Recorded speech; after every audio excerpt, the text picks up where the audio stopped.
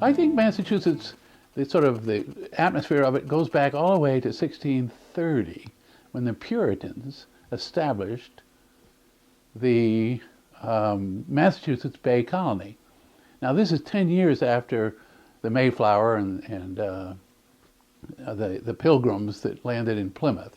This is the Puritans. And I think they permeate the atmosphere and the feeling and the soul of Massachusetts. They were very wealthy people, or they accumulated a great deal of wealth. They had large families. They weren't that pure that way. I mean, they were very generous. Noblesse oblige. You've heard that statement. Noblesse oblige. That comes from the Puritans. If you're got the opportunity, then you should give. Noblesse oblige. But you know, they didn't derive any pleasure. It was a very difficult way to live, in a way. And the work ethic was big. You know, incidentally, the work ethic became the Puritan work ethic, as well known. Then was the Massachusetts work ethic, the New England work ethic, with the great migration westward in the middle of the 19th century, the American work ethic. It all comes back down to the Puritans. But as I was saying, they have a difficult time deciding under this system of no enjoyment. I mean, they didn't have any fun. They didn't even celebrate Christmas very well. So they had to come up with a tool to tell right from wrong, you know.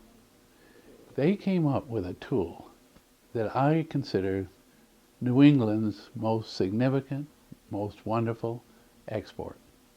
You never guess what it is. It's the New England conscience. That's what they use as a tool to tell right from wrong. The New England conscience.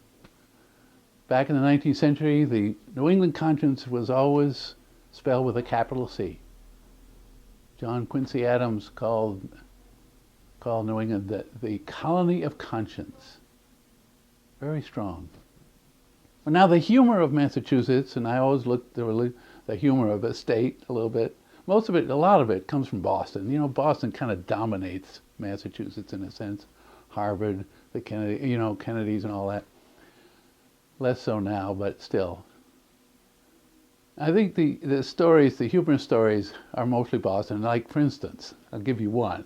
It's an oldie but a goodie about the young Bostonian who was looking for a job in Chicago. So we asked a family friend at the Old Colony Trust Company, which was part of the Bank of Boston back then. Bank of Boston is something else now, but the Old Colony was part of the Bank of Boston. He asked the family friend to write a letter of recommendation to the Chicago firm, which the family friend was happy to do. Wrote such a nice letter saying, oh, this young man is wonderful. His mother was a Lowell, his father was a Cabot. There are, salt stalls in his family, and we went on and on with all the list of Adamses. Well, sent it off and got a nice letter back from the Chicago firm thanking him for this letter of recommendation, but saying, we were actually looking for a different sort of information. After all, we were not contemplating using this young man for breeding purposes. That's just an oldie but a goodie. I always liked it. And, there's a million of them. Like the asking directions jokes in Maine.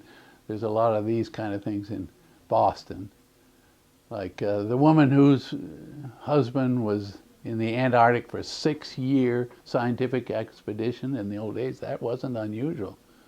She would always say to her friends, well, when they asked about him, that he was out of town. That's typical. Well, I don't know, I feel kind of fortunate. I don't know why I do, but I feel fortunate and happy that I was born in Boston.